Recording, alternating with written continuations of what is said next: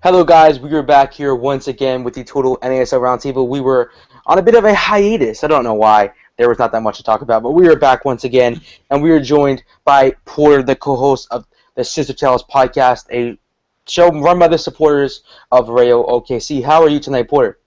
Great, great. Thanks for having me on.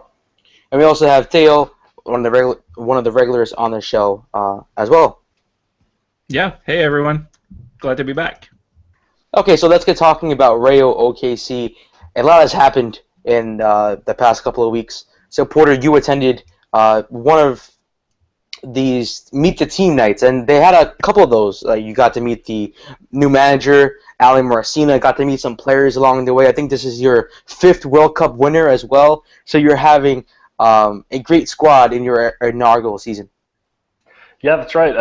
That's right, John. I just came from Medio Tiempo, which is a Hispanic-themed sports bar in Oklahoma City tonight, where the team announced, to no surprise to very many people, if you follow the team or follow anybody else on Twitter, Giorgio Samaras. He was there this evening. Big, intimidating presence, and it was a good turnout. Really nice turnout this evening. A couple of the other players were there. They also announced tonight that Michel is going to be the team captain.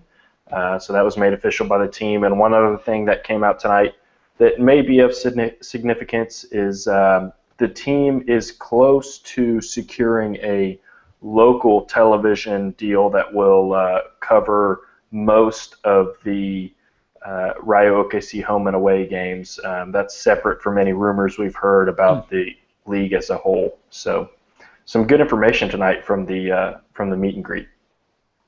So does the Energy, do they have a local TV deal? What kind of setup do they have?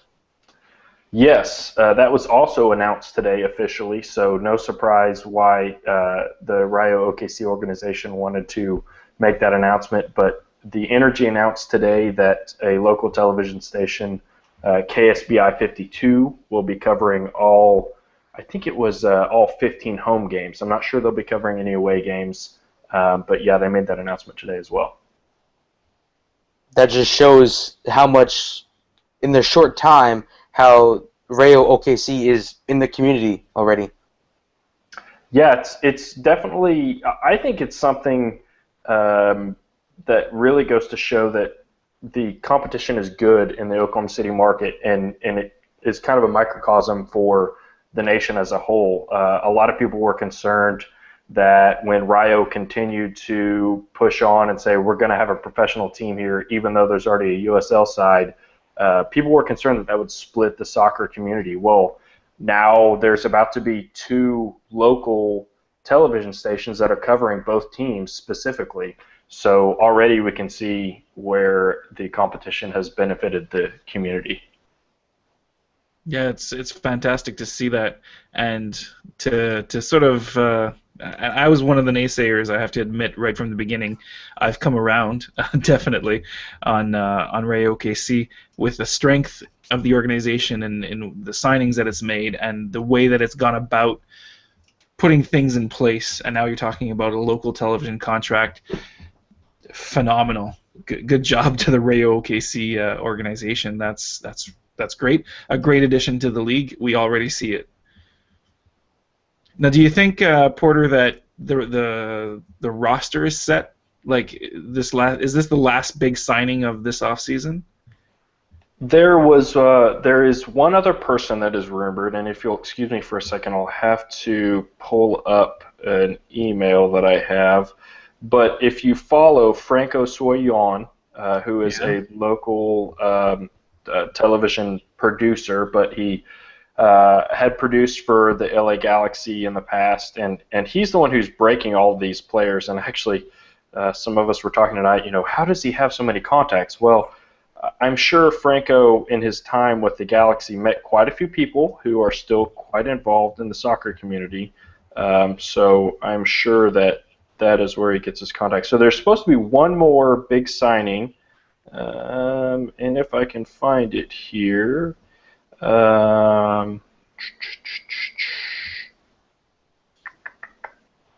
Well, I'm not going to be able to find a name at any rate, but it's Okay. supposed to be a Jamaican international free agent who's out there, was what I had seen. So it's supposed to be one more big splash signing to hopefully fill out the roster, and we'll go from there. What in your opinion does, like, if you look at the roster as a whole, what is needed at this point? I can't say anything, Teo. I mean, we did a couple of potential 11s, starting 11s that we put on the Scissortail Pod Twitter account, Yep. and I had a hard time selecting a starting 11 that didn't leave off anybody who I think could have a really significant impact on the team. Mm-hmm. So at this point, I don't see any big holes, and that's coming from someone who didn't cover the NASL last year. But I think just from what I've read, I think they're pretty well rounded so far. From listening to your podcast, I can see that you guys are getting up to speed on covering the NASL. Do you get a sense of just how impressive Ray OKC has been in this offseason?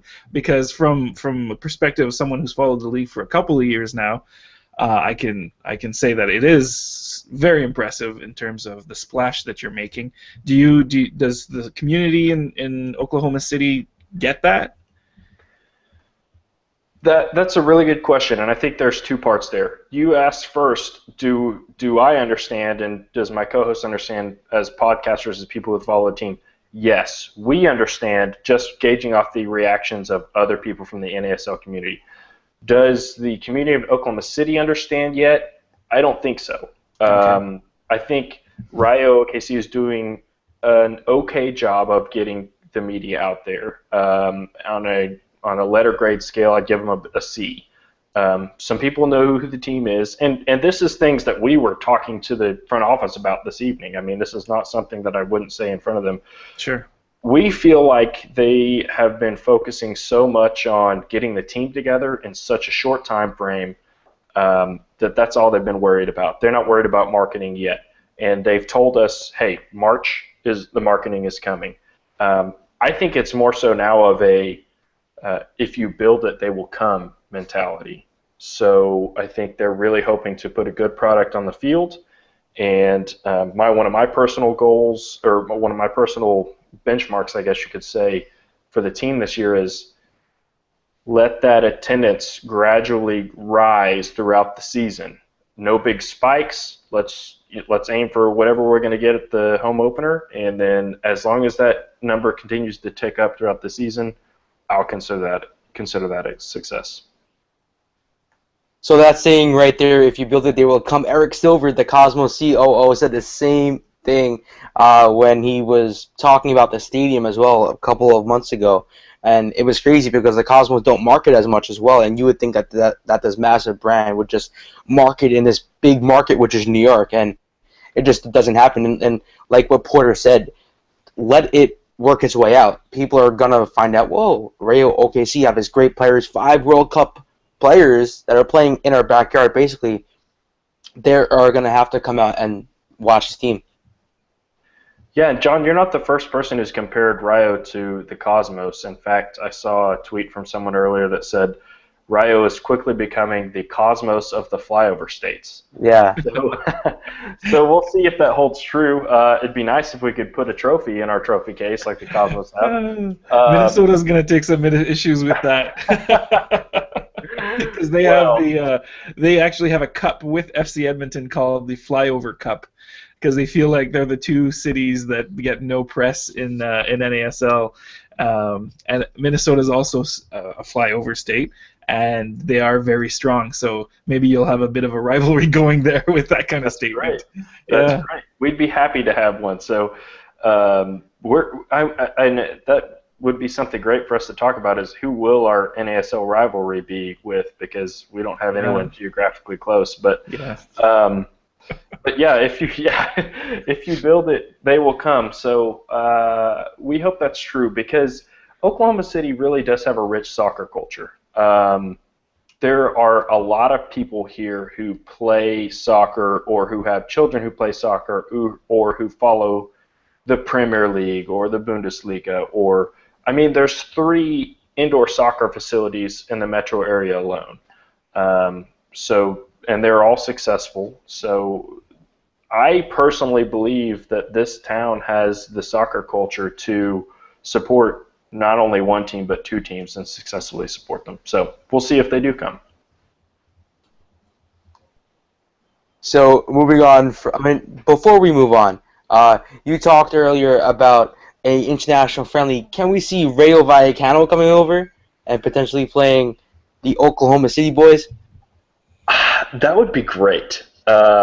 It's something we ran by the general manager when he was on the podcast a couple of episodes ago, and he didn't balk at the idea.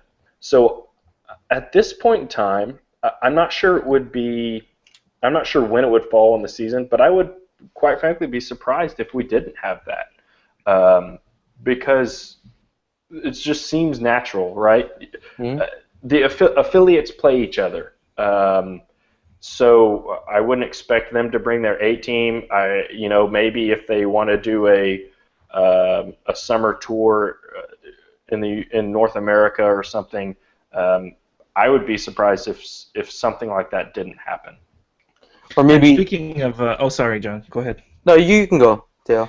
Well, I wanted to change the subject a little bit, so you go ahead with a follow-up. Okay, maybe they can do it in between the spring and the fall because Rayo is playing their preseason around that time. So that's right, and we've talked to members of the front office about that, and they're very interested in playing some sort of exhibition or friendly match in between the 2 seasons. And the issue that was brought up is 2 big things are happening in between the 2 seasons: the Euros and the Copa America Centenario. So maybe this year is not the best for trying to do an international friendly in between these seasons, but we'll see. And what I was about to ask you is this big signing of Samaras, being the affiliate club of Rayo Vallecano, and they're struggling to stay in La Liga. Do you think there might be a bit of jealousy? Because that guy probably could have helped them. Yes. Yes. There is definitely jealousy. I'm not sure if jealousy is the right word to use. I think the fans, and rightly so, the Vallecano fans want to know why. Why are you signing these players to play in? And I'm an Oklahoman born and raised, but this is probably what they're thinking. In the middle of nowhere of the United States, who doesn't give a rat's ass about the game of soccer. And I noticed something interesting tonight at the player announcement. At the very first player announcement I went to, the front office, when they announced the players, it must have been, I think it was Marvin Chavez. They said the very first inaugural player of Rayo Vallecano, or something along those lines. But the important words were Rayo Vallecano. And I thought, well, that's funny. He just screwed up the name. He meant to say Rayo OKC. But again tonight he said, and now I will announce the 5th World Cup player for Rayo Vallecano. And I thought, that's weird. So when they're signing their contracts, I'm thinking that they're signing a Rayo Vallecano contract to play for Rayo OKC, because this is a man who, if you know the guy that I'm talking about, I'm not going to mention his name because we have a good relationship with him, but he picks his words very carefully. I'm wondering if these are really Vallecano players who are almost playing for a B team and going to roll into hopefully a La Liga team in the fall if Rayo Vallecano stays there. So something interesting to think about. Very interesting. Wow. Yeah, that's amazing. So, Porter, what is your thoughts on that? Like, what is your feeling? You're from Oklahoma, you're born there, raised there. What is your feeling when you think about that? I think I'm really okay with if you're asking how do I feel about them bringing players in as a farm team. I'm okay with that because I think the seasons work out well so that they're not sending players down to play a couple of games and throw off the chemistry of the whole team. The Rayo Vallecano organization, in my opinion, will be looking for players who can fit into a playing style that mirrors their own and play as a good teammate. So if they come and play a great spring and fall season, that is going to mesh almost perfectly with a roll into the La Liga season for the North American winter time. So it doesn't bother me. And I think it would be silly for it to bother me because if I didn't like it, we wouldn't have a team right now. So I can either live with it or I could not have an NASL team in Oklahoma City to support. So, yeah, I totally understand that aspect. So let's move on. New York Cosmos are going to release their new kits March 16th in Soho. Under Armour is our new kit manufacturer. Nike there's an overexpensive jersey that didn't live up to the quality, which people might be like, well, Nike, they're the best. Well, yeah, they are, but not for the Cosmos. So, Teo, what are your thoughts? Do you think Under Armour are going to be great for the Cosmos or no? I think they're going to be great in the sense that they are committing to the league, and so you're going to get their best effort. Nike signing a jersey deal with an NASL team is sort of like, wow, like whatever. But this is a project that the Under Armour company is really pushing. And so they've got the ball, and now they've got the premier team, the flagship team, if the you will. Marquee team, yes. The marquee team in the NASL, the New York Cosmos, signed to a jersey deal. And who knows? There might be other signings coming up. I know that Adidas is the sponsor now of the Fury, so it's not going to be a league-wide thing. We know that, but who knows how many more jersey deals it's got up its sleeve, or if they're just satisfied with having the marquee team and the ball, obviously. But we'll see where that goes. I think it's a positive thing in the sense that they're going to be like a good customer, a good relationship, a good partnership, better than with Nike, which was just kind of a throwaway. Yeah, we'll get the Cosmos, whatever. Yeah, Nike didn't care about what they produced for the Cosmos at all because they have like 50,000 other clubs they're making kits for. Yeah. They don't care. But Under Armour, I feel they have few clubs that they make their shirts for, and they're really going to focus on what they're doing. You know what I mean? So I think that's good on that end. Also, I saw a tweet out there saying maybe in the future we may see a all Under Armour kit league, sort of like MLS. Do you think that would ever happen?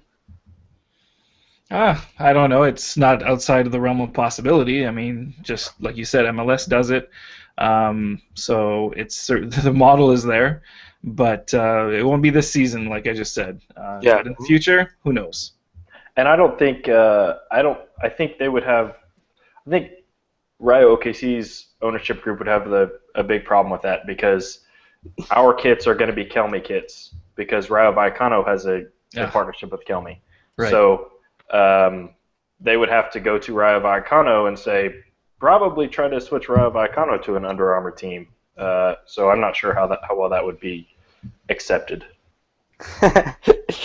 Yeah, that would probably be a lot of trouble in Madrid. They like their Kelmy kits right there, especially that rainbow one across the chest. Get in there. That's a really nice one. Yeah, so moving on to some Fury news as well. A very light news week, but Fury making news. I think this morning, right, Theo? Julian de Guzman becoming the captain, the second captain in club history. We called it on the show. Not live, but we called it. What are your thoughts, Theo? Well, he's the obvious choice. Clearly, there were maybe two other candidates that could have filled that void. Paiser, the keeper, and Alves, the defender. And when you put a keeper as captain, it can be controversial in the sense that he can't discuss things with the referee if the play is at the other end of the field. He's already the captain of the defense, so you don't need to increase that. The rewards for giving the captaincy to a keeper are limited in some people's view. Alves, a defender, he does speak some English. He's mostly Portuguese because he's Brazilian. Speaks Portuguese because he's Brazilian. So that was the only concern there. He does have leadership qualities, but the Canadian national team captain plays for the Fury, Julian de Guzman. It was just you almost had to give it to him. When he arrived, he was not the captain because Richie Ryan had been the captain from the inaugural season. Right from the beginning, he was the captain. So you weren't going to take it away from him necessarily to give it to Julian de Guzman.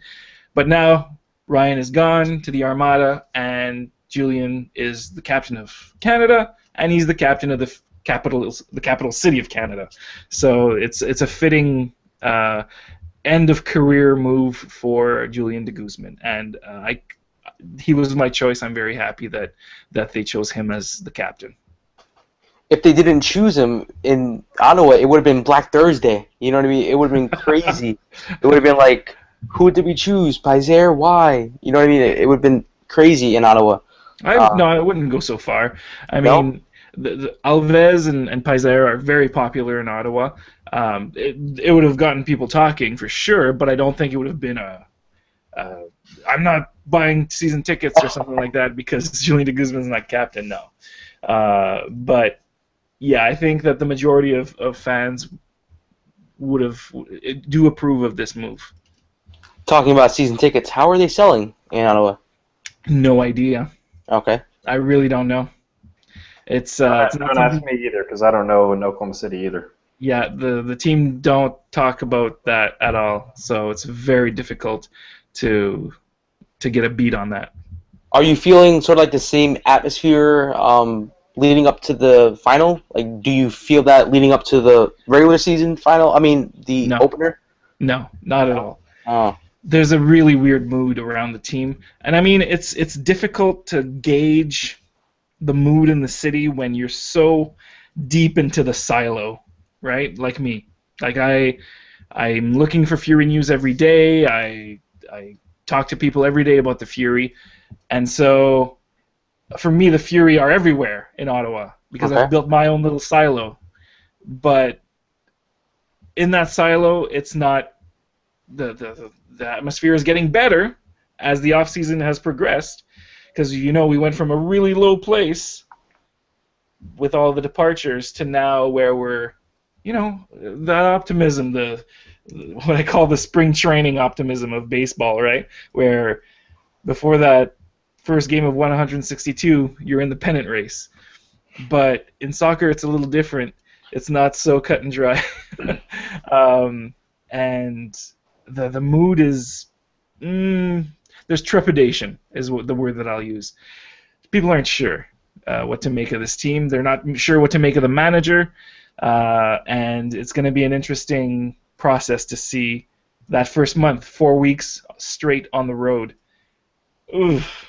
I wonder how many points they come back to Ottawa with and how the fans will react if it's not good. So, Teo, let me ask you a couple of questions. First of all, the first question, if you don't know it, is fine, but what's the population of Ottawa there? The population in terms of the Ottawa, the National Capital Region is what they call it here. It includes Ottawa, and on the other side of the river is another province, Quebec, with the city called Gatineau. And that whole area encompasses about, I think it's 1.2 million now. So it's over 1 million for sure. Okay. So undoubtedly then you run into people who probably don't know who the Fury are.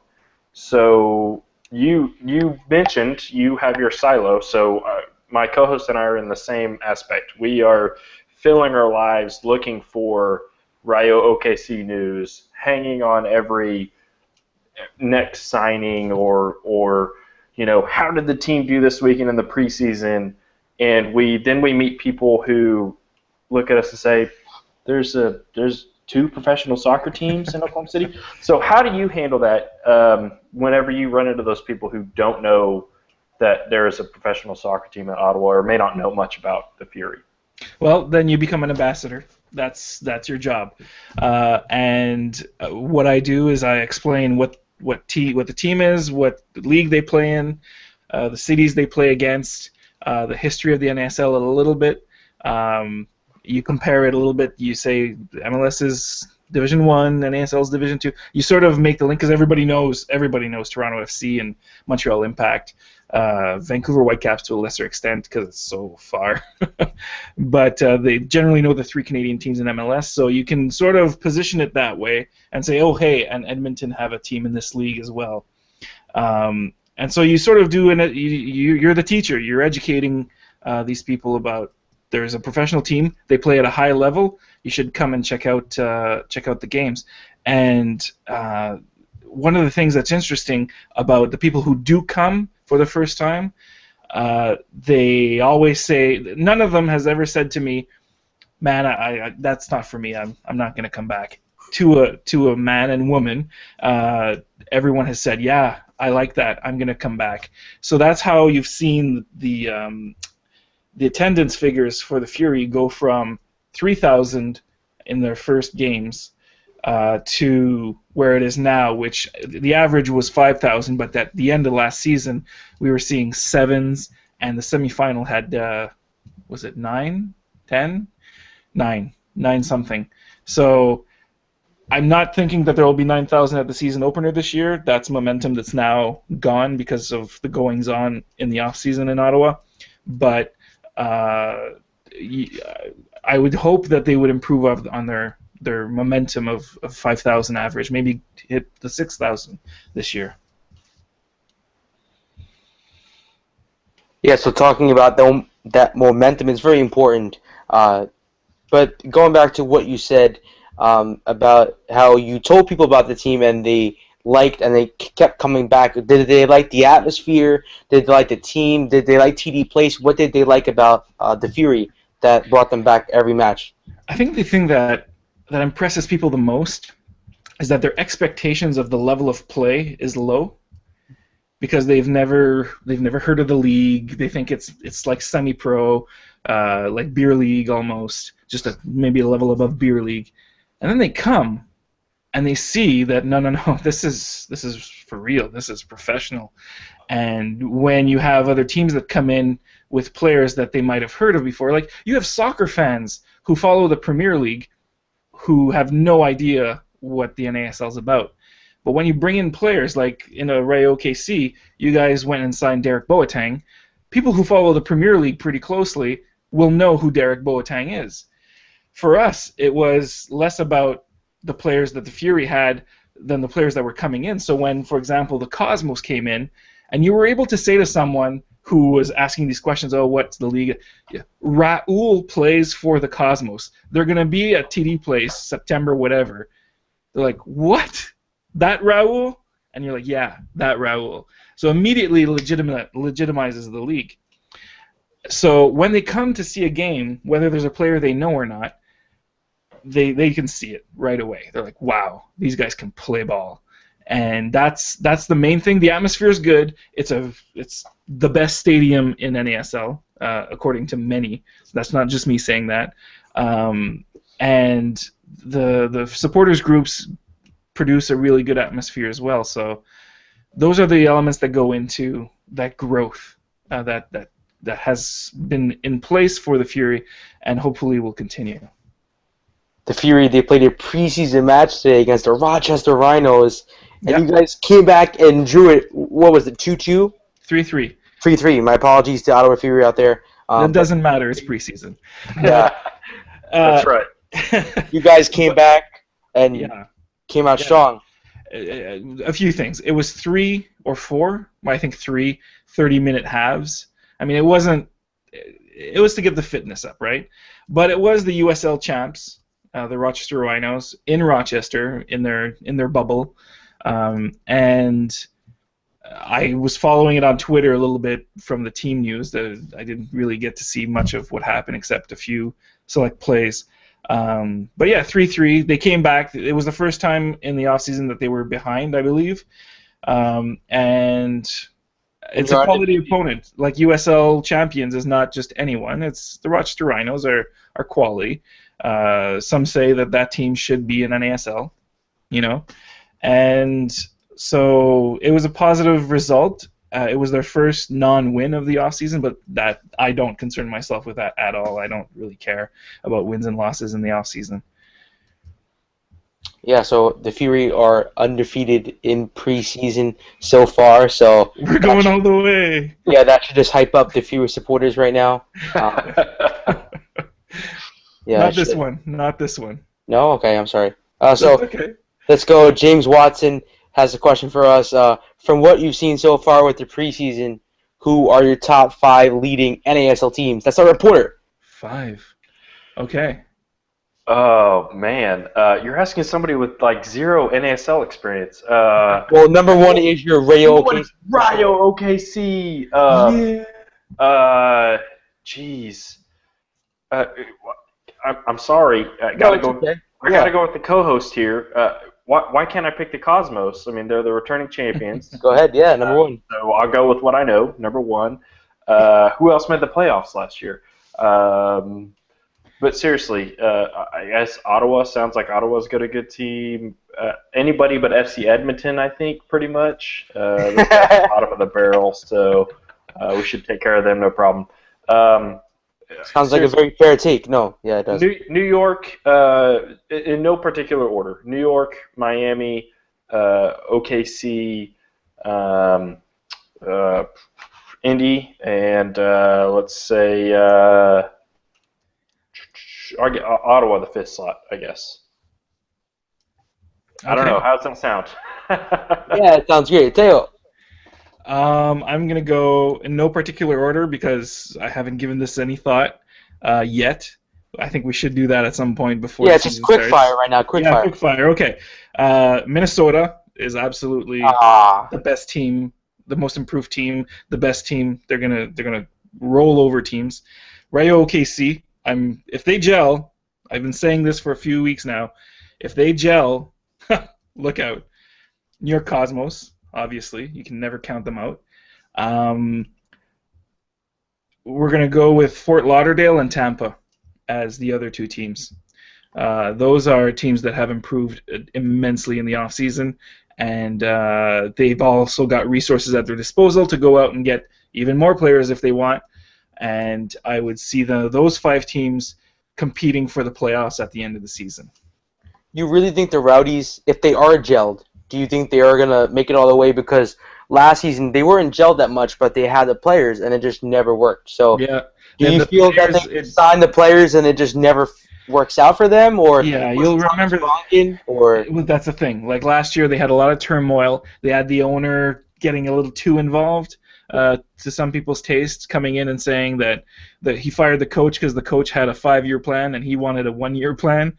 Yeah. Okay. Great. And we got Thomas Rangan's take on the channel. So you can check it out. It was class. He was eating eggs while talking to us. That's right. Pretty awesome. But I think that with Stewart, the guy who replaced Rangan in Tampa, I think that he's had the time now to establish himself as the head coach. They were doing a lot better towards the end of the season. They got squeaked out of the playoffs. Because of us. Yeah, right at the end. So even with all the turmoil, they were right there at the end. Now, they've got a lot of improvements. They went and made some really good signings. One of them is one of the leading scorers in the league, Tom Heineman from the Fury. I stand by that 100%. Tampa's going to be in the playoffs, I think. And the Rowdies are in England at the moment as well. So they're playing some great competition. So my top 5, of course, the New York Cosmos, Rayo OKC, Miami FC, Ottawa Fury, and I go with the Tampa Bay Rowdies. I have to believe in Teo's prediction there. They have to gel. They have to. If Stewart doesn't get it right in the spring season, he's probably gone because Bill Edwards has a half-year plan. He has a spring season plan. So. Yeah.